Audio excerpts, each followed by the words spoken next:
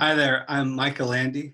I'm at the South Dakota School of Mines and Technology, and I'm happy to be here for the virtually Maker Faire 2020. I'll talk a little bit about the work that I do and research that I do as a professor of mechanical engineering, and some research that we've done about learning and the maker community. So I'm an assistant professor and ER census chair for engineering education at South Dakota School of Mines and Technology. We're in Rapid City, South Dakota, near Mount Rushmore. We're a STEM focused school, which affords a lot of opportunities to engage in young people who are into making and building. I'll talk mostly about making engineers. And so it has double meaning of that we're creating and educating engineers. We're making young people who are going to go out and invent the future and prototype the future. As well, I'm interested in engineers who are focused on making. So designing, building, prototype, creating. So here's some contact information from me. I'm happy to talk to you more about my research, engage in some discussions more in depth than what I could just present one to many here. So here's my email, a website, Twitter handles. So happy to engage.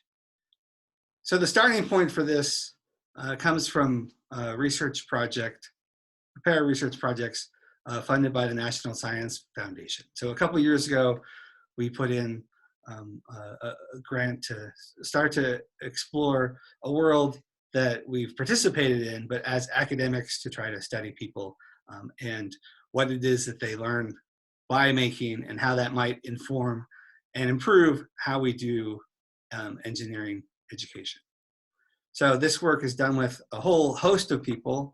A colleague, Sean Jordan, a couple PhD students and PhD graduates, Aubrey Wigner, Chrissy Foster, Stephen Wiener, and then a number of undergraduate students that are, and staff that are listed there as well.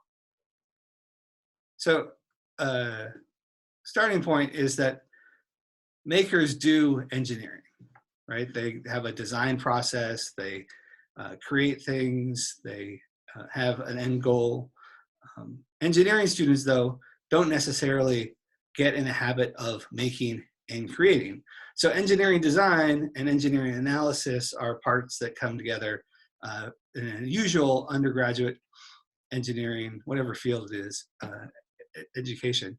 Usually it's, here is the fundamentals and you build on that. And then as a cherry on top, you do some design. So the context of what it is that you're trying to do or what problems you're solving come second. And so there's an interesting context within makers, the maker community, DIY, that there is a vision or a mission that drives the projects and work that people do. So we've gone out to maker fairs. We've been in the Bay Area Maker Faire, World Maker Faire in New York, and engaged young makers and adult makers and asked them about what it is that they're making, what do they need to learn to do that, and then how that fits within their educational experiences and how they view those educational experiences. So I'll talk a little bit more about those specifics, but identifying aspects of the maker community that are might possibly inform and change and revolutionize undergraduate engineering education. We identify things like practical ingenuity, playful invention, right? These are things that you see as ubiquitous at a celebration like a Maker Faire. A sharing ethos, right? This virtually Maker Faire 2020 is an excuse as these in-person Maker Fairs to present what it is that you're doing and get other people into it, share your passion and excitement, and help that people get excited about those things as well. Certainly self-directed learning. So there's a novelty that a lot of what we see within making is done in a informal way. And so taking this all together, we started to describe an idea of additive innovation. So putting together what we see in that comprises the maker community, where we see it as fostering this culture of additive innovation.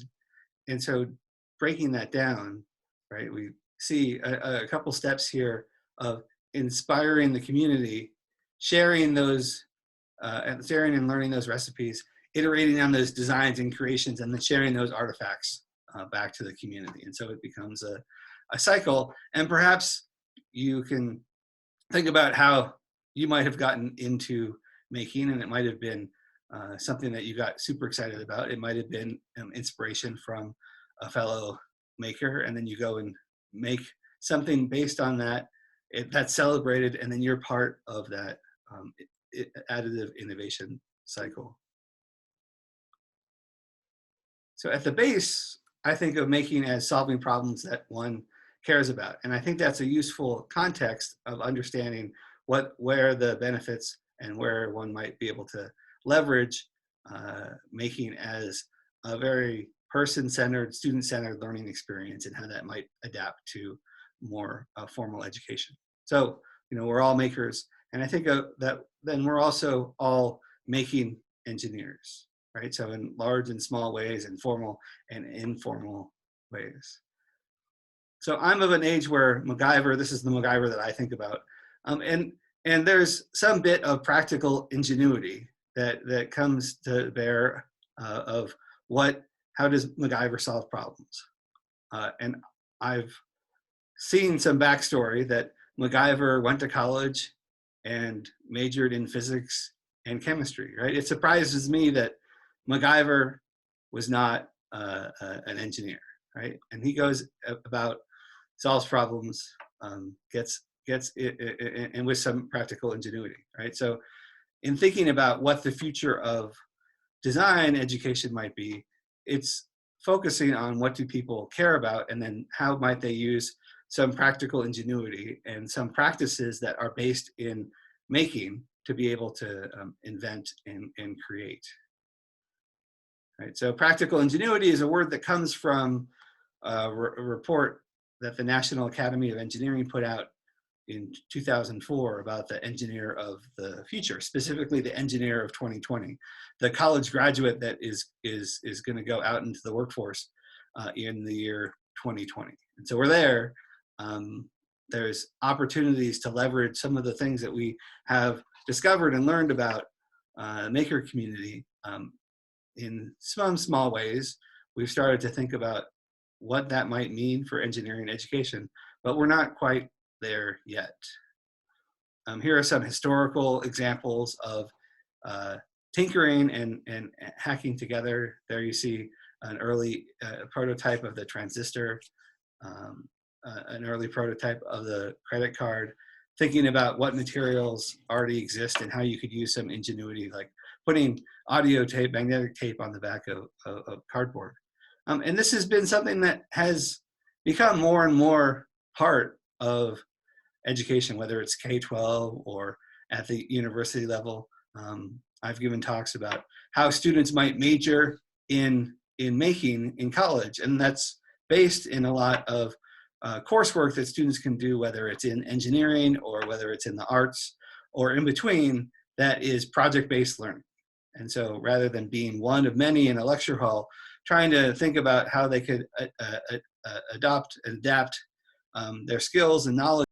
One of my mentors, a guy named Bill Mogridge, who's one of the three founders of the product design consultancy IDEO, had a way to describe design and something that is at 4 levels. And so the first one is that stuff is designed, right? So that a person made a conscious decision that this car should be yellow, right? Another level is that there's a design process. And so maybe being mindful of there are steps that one can go through a measured way to then create things.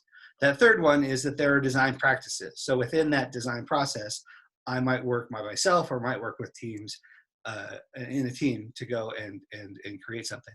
At that fourth level is studying in a meta level, what do designers do and what happens within the design process when they design. And so I think of an example for my graduate work is trying to make a differentiation between generally engineering and design, right? So here's an illustration of that.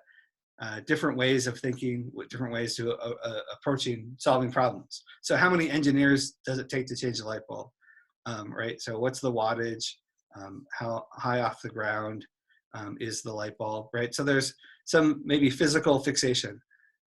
Alternatively, if you think about a group of designers and define that as however you want, how many designers does it take to change a light bulb? And so the question, how they might answer that question with additional questions is, does it have to be a light bulb, right? So thinking functionally what it might be. And so for me, my experience in helping to teach mechanical engineers is that there's a lot of different individual perspectives and question asking as they go through that learning process. In addition, I've had adapted the Draw a Scientist test to have students draw a designer at work and an engineer at work. And this is really kind of illustrative to me of a difference. So here's an engineer thinking of a light bulb.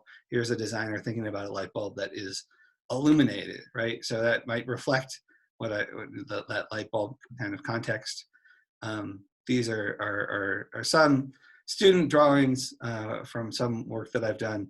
The designer, in this instance, described as a needs pool, look at the people, whereas the engineer looks at the technology. Here's another one where the engineer is alone working at a computer. The designer is collaborating using Post-its. Right? And so that might ring true for you. You might use different labels, but there's a difference here that I think is useful to identify. And so as I've kind of trying to describe that, this kind of framework of thinking about how one creates the future, one designs, one engineers, and then manufactures or produces is a foundation for me of some of my work. And this is ambidextrous mindsets for innovation, right? So how one might move between these things and what is a catalyst for that is interesting to me. So I think of designerly ways of knowing and engineering ways of knowing, and so that they're separate, but both complementary and necessary. So, some of my research has been looking at design teams, right? Here's a design meeting. There's me in the back observing what's going on. One of the interesting things to me has been looking at their prototyping pathways, or how and what and on what time scale they prototype. And so jumping ahead to some findings about catalysts for that, to me, a catalyst for design learning is learning in that kind of community of practice, right? So a loft, a makerspace. So the zeitgeist of that kind of being situated within that space is a useful and important thing. Also, iteration. And so doing that through prototyping, scaffolding that prototyping. What did you do? What did you learn? What are you going to do next? Right? And so it's also that iteration being focused on trying to redefine the problem space or redefine the solution space. Another one is cognitive iteration, right? So the actual reflection that happens within oneself of going through that design process. And then the design process and the making process itself being a teacher along the way. And so there's identifying this designing and engineering ways of knowing, doing, and acting has been helpful to me, and then drawing distinctions of what is what are the spectrums that are there. So designerly being functionally fixated versus an engineering approach being physically fixated, right? So a needs pull versus an opportunity push.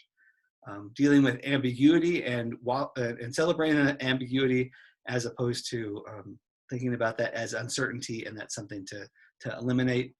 Divergent thinking versus convergent thinking. being focused on breakthrough innovation versus incremental innovation. And so this is all something to me that a body of my work and my research that's been really interesting within the context of mechanical and engineering and learning.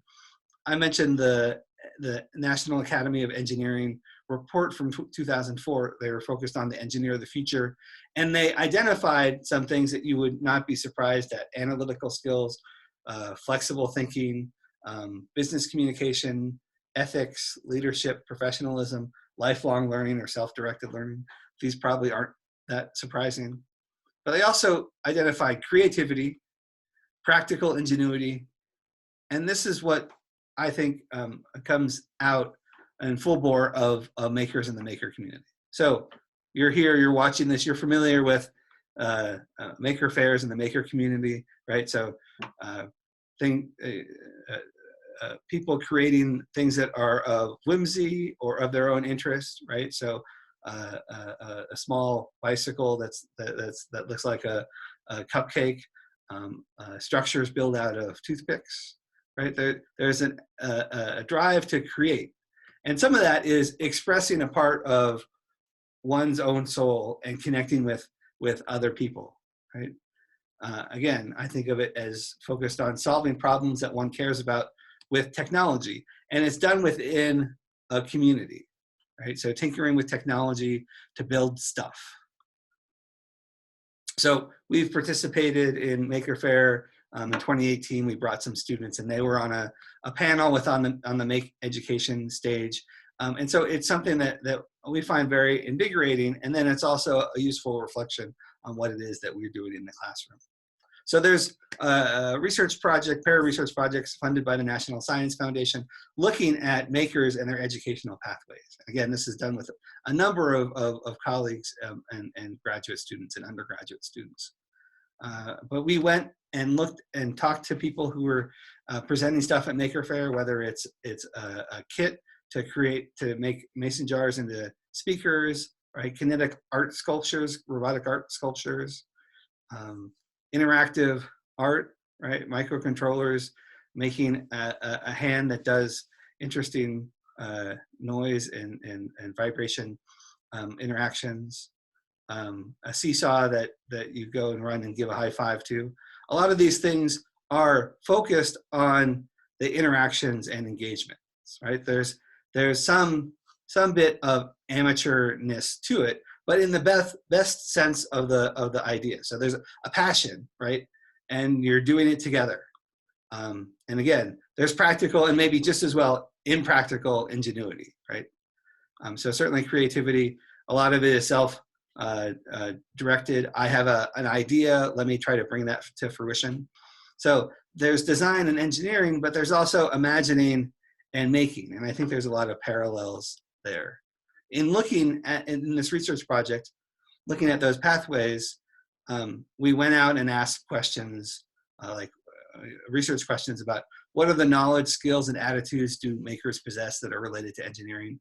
And how do pathways of making intersect with engineering, right? So we had some research design, and happy to talk to you more in depth if that's of interest to you. Went to large maker fairs a number of years in a row, and talked to adult makers and young makers, and talked to the parents of young makers. And we tried to oversample for underrepresented groups as well. So found a number of women, some range across SES and underrepresented minorities. And so basically, what did you make? Artifact elicitation, tell me more about that. And then critical incident interviews tell me about your experiences in life, right? And so some of it is, tell me about what you brought, what knowledge and skills, how did you come up with this idea, right? More broadly around their experiences. What is making? Tell me a story about how you became a maker. Where do you see yourself in a number of years? And so we did this in an iterative cycle where we talked to people, reflected on what we were asking and what we were seeing, and then trying to make sense of that. So jumping ahead to some findings, and we have some publications that happy to share that describe some of these things more in detail. I mentioned some of these at the start, a sharing ethos, right? I made something, I'm happy to share it with you. practical ingenuity, I had an idea for something and I want to see how to see that through, right? So a lot of kinetics right here, and it was cardboard walking dinosaur. Personal investment, right? So here's the guy who created Pancake Bot, and his kids were started with, can we 3D print breakfast food? And this is that results. Playful invention, right? So here's a fire-breathing octopus. Maybe there's some overlap with what you might find at Burning Man, but there is some playfulness and novelty to it. Community building, certainly in spades, and so you see people coming together, engaging, learning from each other.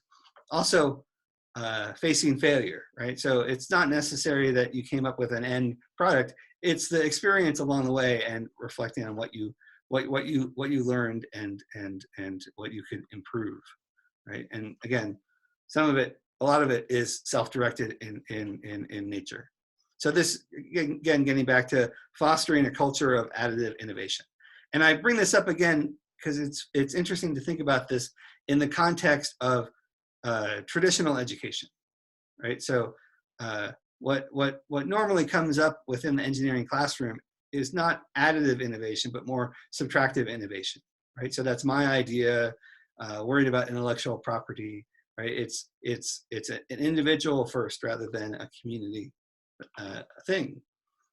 But it's interesting to think about where making and engineering are relevant. So workforce development, right? Broadening engineering pathways, right? There's a lot of work that can be done in increasing the numbers of people who might see themselves as engineers and contributing on that front. And then informed educational efforts, as maybe we're talking about today.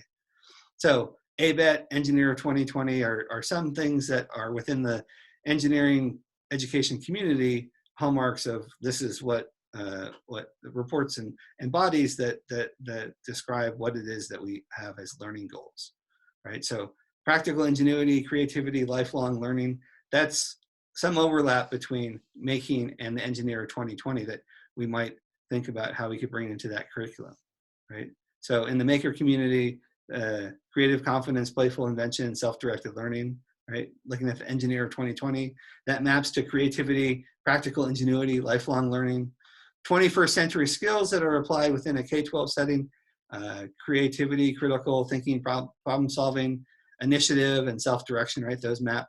Within ABET, playful invention, self-directed learning, perhaps those map, but there's no analogous item, learning goal for creative confidence, which is maybe an indictment of what we're focused on, but also a really interesting opportunity to move forward from. So there's lots of things that we've been focused on within a maker learning ecology, and we're talking about just some of them today. But it's about developing, I think, a making mindset. And you might think about that as a prototyping mindset. I'm going to take an idea and bring it into the world and realize it. There's some aspects of that is an engineering mindset, maybe a just-in-time engineering mindset, a design thinking mindset about who it is that we're solving a problem for, how we can be creative about that, how we can do rapid prototyping, a doing mindset of like, I have an idea and I'm going to initiate that. And I think there's a lot of value to thinking about getting your hands dirty and how that might be then something that could be a cycle of learning between learning how to hands-on, right, and then having some cognitive thinking development. I mean, in thinking about this ambidextrous mindsets of innovation, a lot of it comes to bear by moving between these elements of that mapping. So I think it's about creating in context, learning in context, and a holistic learning experience, right? So as individuals, we care about things. We're part of a larger community, right? There's civility within how we go about our everyday lives, right? And so in thinking about how we as individuals fit within that larger place, I think about it as making citizens in addition to making engineers. And also how citizens can be makers, right? So solving a problem that you care about, how can you invoke some of the knowledge and techniques and skills within making to help technical, certainly, but also non-technical people being able to create and solve. So we're all makers. We're all making engineers. Makers exhibit qualities of future engineers. Makers do engineering. How do engineering students really make? And then how do we might encourage that additive innovation approach, right? So I'm trying to think about and enact how making might be brought into the classroom. So again, project-based learning in a number of different forms is present in a lot of places. And so it might be hand in hand with that, maybe student-centered learning. How might we foster practical ingenuity, creativity, self-directed learners? I think if we think about how this might be in an educational setting, to map these particular ideas to activities and learning outcomes might be more straightforward than we might imagine. So what can engineering educators learn from adult and young makers and their educational pathways to inform education for future engineers? That's one question that we've tackled. And maker-based pedagogy is maybe a way to think about how you might do that. And so in the classroom, you could think about these qualities of making and how you might make that real in a classroom environment. So sharing, practical ingenuity, certainly personal investment. How do you make it real for students rather than the teacher giving the problem? Playful invention, risk-taking, community building, self-directed learning. Those are all things to think about what the implications are. So we're all making engineers, and what that might look like in the future is focusing on what are the learning trajectories that students might have, right? So thinking about their design process and how that might grow over time, right? It might be more iterative, more complex. How we as teachers might play the role of a coach, right? So how, instead of being the sage on the stage, how can we help project-based learning, maker-based pedagogy, and set the stage for students learning, right? So there's different learning environments that we might consider. So there's an aspect of making that I think can be making for all and broadening participation. Certainly the Nation of Makers is a national advocacy group. I think it's also trying to evangelize what the essence of making is and how one might make that their own and bring that back to their own context. So engineering for all and broadening participation is maybe a goal attached to that as well. How cool would it be if engineering wasn't as narrow a field for a certain set of our population, but was inclusive and supported equity. When it comes to social justice, I think making can be an answer in an educational setting. You're solving problems that you care about. What are the problems that are real to you? And then here are some processes by which you can go about and create that and do that. So to me, it's always a curious thing about how much do making and engineering overlap and how we could grow that overlap. What is in common between those things? So invention might be a more common word. Learning by design, I think, is something to think about what the students do, but also what teachers do within the classroom. And so we're prototyping engineers, we're making engineers, we're designing engineers, right? So we're all making engineers. And I think there's a lot of value in thinking about, just by reframing what that is, how we might be able to adapt making to make that something that we could bring into the classroom, whether it's K-12, an undergraduate engineering education experience, or just as an example and a proof case of student-centered learning. So here's some contact information. Happy to have conversations, send me an email. There's a website, some Twitter handles.